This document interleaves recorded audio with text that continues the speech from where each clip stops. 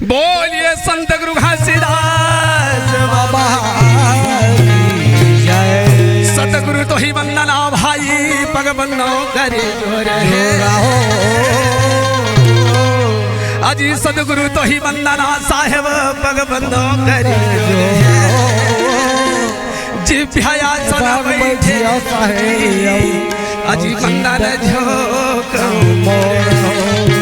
अजी वंदन झोंक मोर होता है साहेब की जय होता है साहेब की जय बार बार सब प्रेम से बोलो सच नाम बार बार सब प्रेम से बोलो सच नाम बोलिए संत गुरु घासीदास बाबा की जय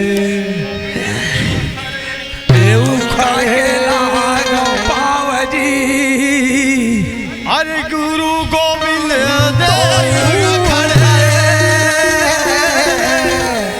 औका केला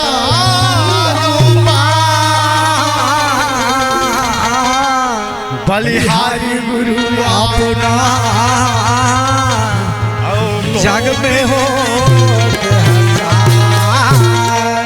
वो गिरोधपुरी के भुइया महान है बेटा जय है का वो गिरोधपुरी के माटी ले अपन माथे में चला लगावत है आज बड़े बड़े जेकर कोरा में संत ज्ञानी मन जनाम धरे है सही बात ये गुरु के ये संत मन के बताए हुए बानी एला में नहीं कहा था बेटा तब बोला तो डोकरी दाई कहा थे छोटे मुंह बड़े बात कथे बेटा ऐसे तुहरे जी से ये संत मन हा बताएगा बताए हवे कहा जेला लोहरदास बघेल तिलक बर्मन कहा थवे भैया ओकरे संग संग हमर तबला मास्टर जीवन भैया बोला नहीं से जेला रेखचंद महिमा मां कहा थवे जेला हमर जगमोहन छोटे भाई हमर बोला नहीं से कहा वो संत के वाणी ला वो से खिलाड़ी बतावा थवे दाई वो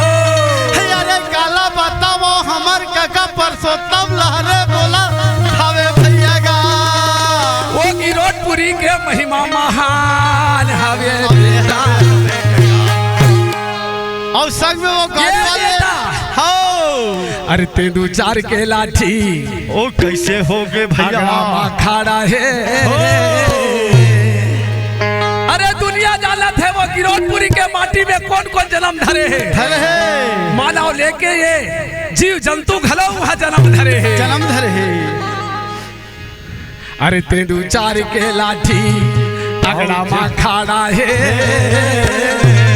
और छत्तीसगढ़ के भूया माँ भगवा के मारा है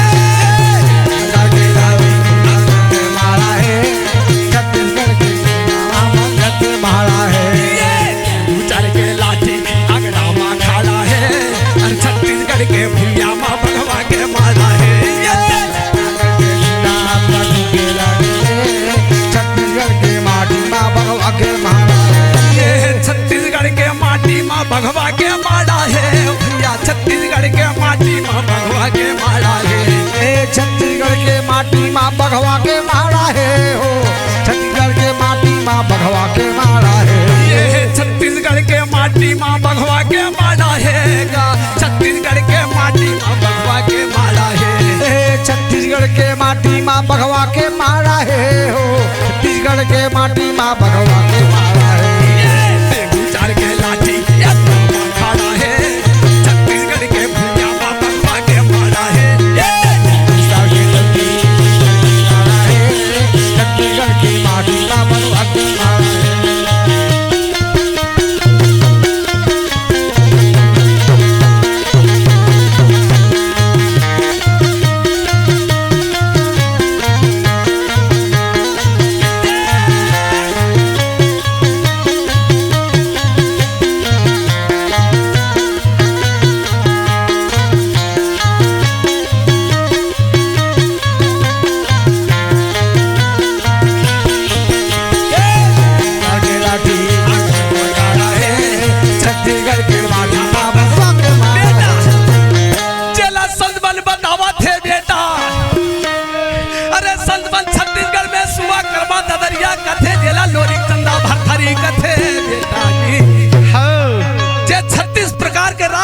भागिनी है चेला संत मन अपन अपन शब्द में गा के और वो शब्द ला बतावत है संत ला लखाए बर बेटा बतावत है चेला चंदनी पनवानी बड़े बड़े हमार दीदी गाय का मनहा जा जा के हमार देश के बेटी मन बतावत हाजी हाजी बिल्कुल सत्य बात न बोले पंडित जी जे हमार महान दीदी लक्ष्मीबाई दीदी मूसा दीदी ऐसे बड़े बड़े हमारे ये धरती के कोख में जन्म ले हवा जी चला अपन अपन बुद्धि के अनुसार बोला बुद्धि के अनुसार बतावा थवे बेटा ये बाबा सुन ले आओ घासी बाबा का आओ तोला बतावा आओ गिरो के महिमा आओ तोला बतावा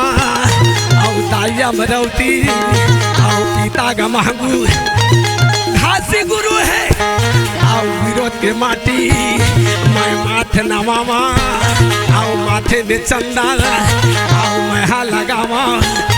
आओ घासी गुरु महिमा जी बाबा लाला जावे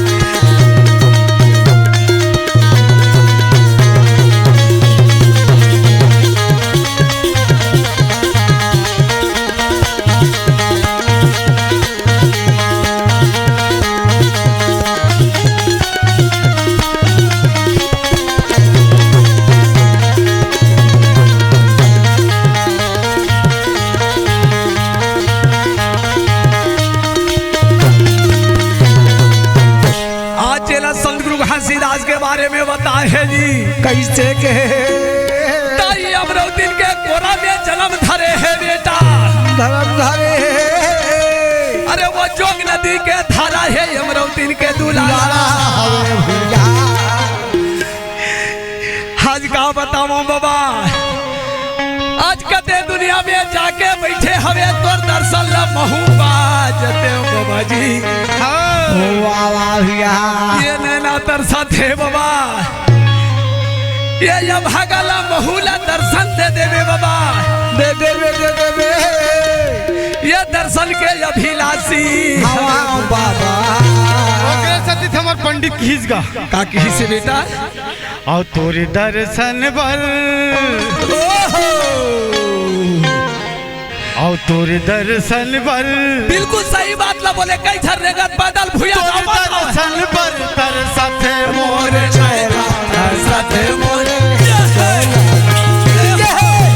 दर्शन तोरे दर्शन पर तरसत मोर चेहरा तरसत मोर चेहरा भाई दर्शन पर तोरे दर्शन पर तरसत मोर तरसत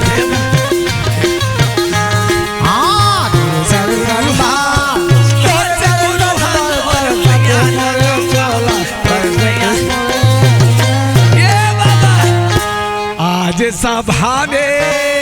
जय हो हे गुरु घासी बाबा ये लाज हाँ ये लड़का मन के तोर हाथ में है बाबा भरे सभा में भरे सभा में मैं तोला गवाला मोर घासी बाबा जा जा सभा में बाल सभा में देवता तो हवे तोला हवे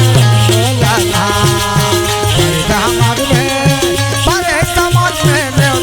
बाबा तोला है बाबा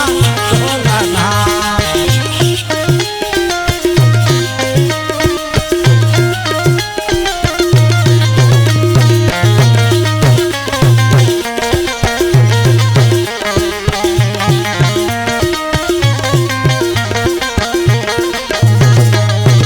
बोल रहे संत गुरु घासीदास बाबा की जय